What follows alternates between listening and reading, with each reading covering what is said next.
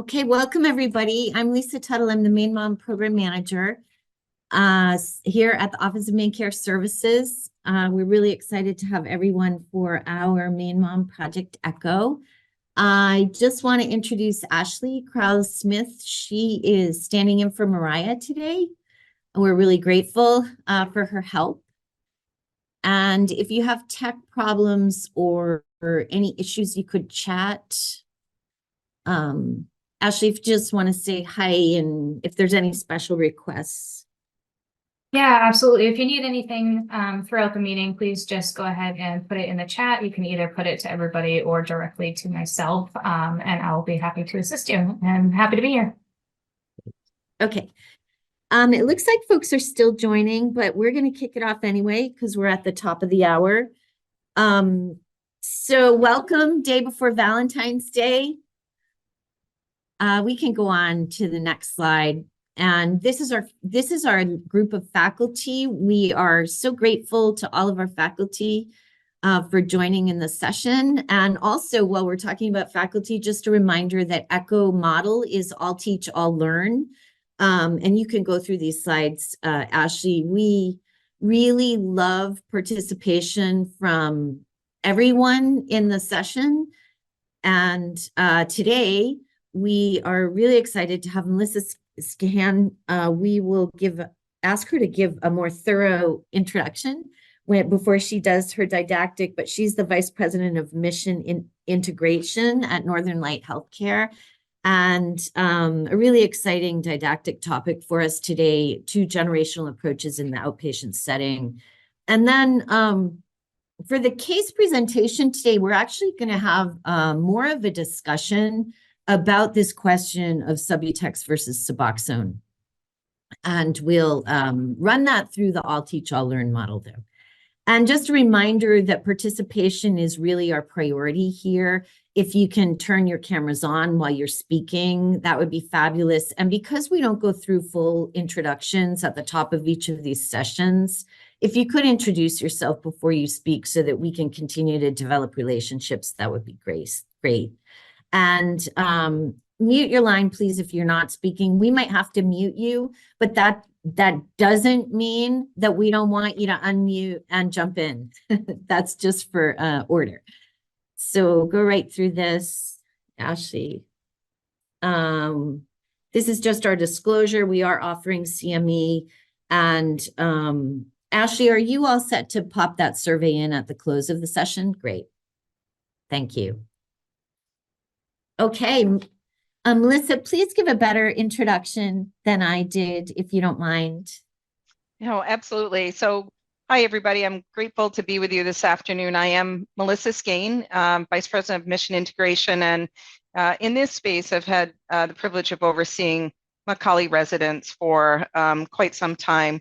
It's a 2-generational approach to families affected by substance use disorder and very much aligned with the topic that I'll share today.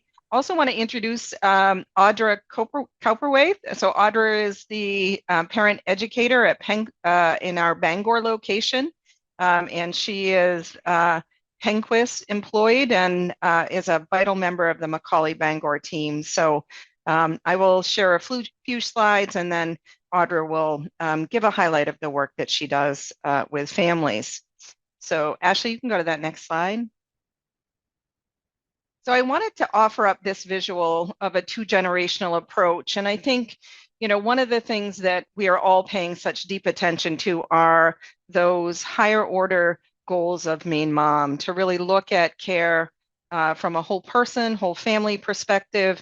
And that aligns beautifully with a 2-generational tactic. There are a lot of evidence-based approaches that are unique to a 2-generational approach. One of those that I'll offer up today is parenting coaching, parenting education. There's a lot of evidence-based approach, and it really has proven over the last, over a decade to be a vital member or a vital action that we take at Macaulay residents. What I like about the conversation today is there's also great models that integrate it fully into a variety of settings, be it CAP agencies or outpatient practices. And it really is a proven approach for both retention and engagement in treatment. So excited to share this with you today. You can go to that next slide.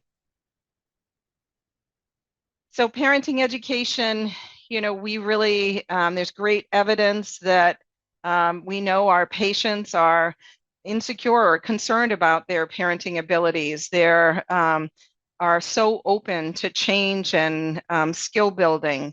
We know that a lot of the evidence-based curriculum instills hope. It begins to really describe a different way to parent than they may have experienced themselves. And it is all about capacity building. We know that for some of our moms, they may have children that have difficult symptoms management, and all of these education curriculums point directly to how to navigate, builds on, Eat, Sleep, and Console, and a lot of the work that hospitals and other environments are doing. But there is a great body of research around this. I have shared a bunch of resources at the end of the PowerPoint and encourage you to take a look at it. Go to that next slide. So I wanted to highlight a model in Buffalo, New York. It was really interesting. They took basically was an outpatient clinic, and it was for moms had with a focus of substance use disorder. They did offer a variety of services on site. And one of the new things that they added were these education support groups. And they integrated a variety of topics with a focus on parenting education. These groups were they offered 6 sessions. They were an hour in duration, and they were every other week. They've really focused on parents and active engagement of child protective to refine the curriculum. So really sought to bridge and build relationships with child protective and a lot of the families they were serving. It was attached to an academic medical center, so it did have an LCSW that facilitated the group and a nurse, and they did also include some students as part of this. They were very focused on practical parenting skills, a lot of patient education that we routinely share at our outpatient clinics, and then risk reduction strategies. Go to that next slide. So this is what they landed on. The very first topic that they focused on were overcoming stigma and shame. I know that certainly a lot of patients that I've worked with over the years, that is a big one. And so the ability to really create safe space and then have open conversation. They talked a lot about pregnancy and prenatal care, medications throughout to use during pregnancy, what to expect at the hospital, breastfeeding, and just a variety of topics, how to get the support you need, how to ask for help. And then one that we've talked about certainly at MaineMOM is pain management during birth. So a lot of good conversation in these groups. That next slide, please. So the curriculum went on to really focus on breastfeeding and bonding during feeding, respond with sensitivity, a lot of focus on attachment, safe sleep, and then positive discipline, and then finding balance, really ensuring that there was both personal and parenting as a focus in these groups. And you can go to the next slide. So these comments that were highlighted in the study, it really struck me because they're reflective of so many conversations I've had over the years where people are really pointing to how scary it is to be a new parent. And, this first one, I don't know of any other group that talk about parenting or that they're going to give me tips on how to stay clean, be a parent. Nobody talks about that. And I go to 3 groups a week that last 2 hours a day with a man counseling. No one else talks about parenting besides here. It definitely helps because it's scary. And that one made me really reflect on how often care in all settings is delivered in silos, and the ability to really look at the whole and focus on what patients are really care about, that one certainly reflected there. And this other feedback from patients, this group showed me and still reminds me every day that you're not alone, and you know things can get better and you can't keep beating yourself up over things. I had so much guilt, and I think many of us have had that conversation with patients that we are serving. So it's really a great opportunity to instill hope and also just constantly build capacity. So great study. And the next slide, please. So I just wanted to talk briefly around some evidence-based curriculums that are great to consider integrating aspects, into a group session. All of these are have been used over the years at Macaulay. Seeking Safety is a wonderful one for folks with significant trauma. It really has an overarching goal of safety, and really is a wonderful one to help with building or helping folks step away from those high-risk behaviors. Nurturing Parenting is one we're using right now at Macaulay. In Portland, it's really all about empathy and bonding and attachment. And that one is definitely a one that produces great engagement and skill building. Next, Circle of Security is also, proven intervention, and that is, really focuses on regulation, how to read your child, mindfulness and caring behaviors. And then the last one I'll highlight for you is Triple P. That one certainly has been around for a while, and that is support and skill building regarding specific behaviors. Many of our patients maybe have a newborn, but they could have a larger family, and all of these are wonderful skill building opportunities. You can go to that next slide. So these are different resources I offer up for you today. There's again a lot of different evidence-based curriculum that you can draw upon. And at this point, what I'd love to do is invite Audra to really describe her work in working with families and the power of parenting education. So Audra. Thanks, Melissa. Thanks, everyone. So I am the parent educator here at Bangor Macaulay. In July, I'll have been here 4 years. The program will have 4 years here. So I do parenting group once a week with all the moms together. As Melissa said, some of those curriculums I'm doing here. Nurturing Families in Recovery is obviously a big one. It's about a 19-week program, which really encourages moms to find ways to nurture themselves so they can nurture their kids.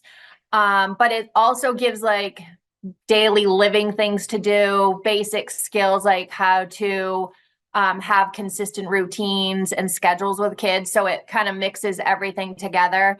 We also do the Circle of Security, which is more of like attachment, reading your child's cues and ways to attach with the child. The thing I like about Nurturing Families is it has many components to it. There's nurturing families, there's nurturing fathers, there's nurturing kids 5 to 11, there's nurturing toddlers and babies. So whatever your families need, you could find that curriculum that would work for them specifically. I also meet with the moms individually weekly to talk about their parenting struggles, their parenting challenges, their successes. So that's kind of neat to see them in a group setting, but then see them individually and how they're responding to what we're trying to teach. The thing that's unique about Bangor Macaulay is it's community living. So as a parenting educator, I get to see the moms and the kids every day, and I get to see them practicing the skills that we're teaching. So that's kind of cool. I'm sure it's not cool for them because they know that I'm kind of around the corner listening, but it's a great way to give feedback for them in the moment when things are happening and really working with them on how do they want the feedback and what's going to work best for them. The other thing that's really unique about Bangor Macaulay is the group settings. We're together for almost 2 years, most of the moms. So you get to really form a good relationship with the moms and them with each other, and they can really give honest, constructive feedback to each other and really support each other. Because unfortunately, it is a struggle to be in a parenting class when you're learning or hearing about things you should have done with your kids before, or having that moment where you realize the way you were parented wasn't nurturing and really did affect you as a parent. So it's a challenge, but it's obviously the moms struggle in the moment, but they enjoy knowing that there's so much out there that they can learn, and they want all that information. And some of them will say, like, why didn't I have these parenting groups when I had my first baby or before I left the hospital with the baby? So they see the importance of it. I just would like to share some comments. In our program, they have to, before they phase up to phase 2, tell us what they learned in phase 1. So I'd just like to read 3 things that some moms said about the parenting classes here at Macaulay. One parent said, in the parenting group, I learned ways to be patient and redirect my children instead of demanding that they do what I want. Another parent said, I have learned how to co-parent in a healthy way and trying to be patient with this process. I now am putting my children's needs before mine, which wasn't the case when I was in active addiction. And then another one, but kind of lengthy. I have learned ways about how to guide my child's behavior versus using the words such as no, don't, and stop. Learning to direct my child toward approved activities instead of always yelling at them. I've learned how to communicate better and understand her social cues and behaviors. I've learned to understand her emotions and how she might be feeling instead of assuming what she is feeling. I've learned to take the time to watch her and really get to know what she wants and what she needs. So it sounds like they appreciate the parenting groups. No, thank you, Audra. So, I think the message today is, certainly we love the opportunity to have a 2-year length of stay in some of these, at Macaulay. But the reality is a lot of these curriculums are used in some CAP agencies across the state, deliver them in community. This, practice integrated aspects of the parenting curriculum into their group education sessions. So there's lots of different ways to get some of these interventions before families. And it's just a great way to really serve our patients and have them begin to understand what could be for them in their future. Melissa, I'd like to just add that, like you said, Penquis is one of the CAP agencies here in Penobscot County, and they do the nurturing families. They do all the ones that I mentioned. They also do them on Zoom in the evenings to meet families where they're at. They'll also do them individually with families.